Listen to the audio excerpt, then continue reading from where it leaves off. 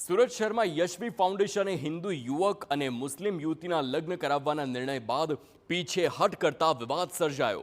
જે હિન્દુ યુવક અને મુસ્લિમ યુવતીના લગ્ન કરાવવાની સંસ્થાએ ઇનકાર કર્યો છે તે યુવક યુવતીએ યશવી ફાઉન્ડેશન પર ગંભીર આક્ષેપ લગાવ્યા।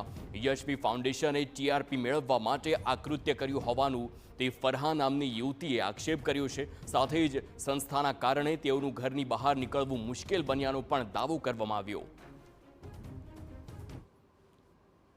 જ્યારે યશવી ફાઉન્ડેશન અને તેમની ટીમ તેમજ તેમના જે પણ માલિક છે એમને આ વિશે ખબર હતી કે હિન્દુ મુસ્લિમની વાત એ એક સેન્સિટિવ મુદ્દો છે અને લગ્ન એ લોકો કરાવી શકશે નહીં આવી કોઈ પરિસ્થિતિ આવે તો એ લોકો દ્વારા આ રીતે પ્રેસ કોન્ફરન્સ બોલાવીને 101 દીકરીઓમાંથી ફક્ત અમારો જ વિડીયો બનાવડાવીને વાયરલ કરવા પાછળ એ લોકોનો ફક્ત ટીઆરપી મેળવવાનો જ આશય હતો ને આજે યશવી ફાઉન્ડેશન દ્વારા કરવામાં આવેલા આ ગંભીર અને ધર્મોની લાગણી દુભાવવા માટે કરવામાં આવેલા તેમના એક ટીઆરપી સ્ટન્ટને કારણે લોકો અમારા માટે ઘણી ખરાબ ટિપ્પણી કરી રહ્યા છે।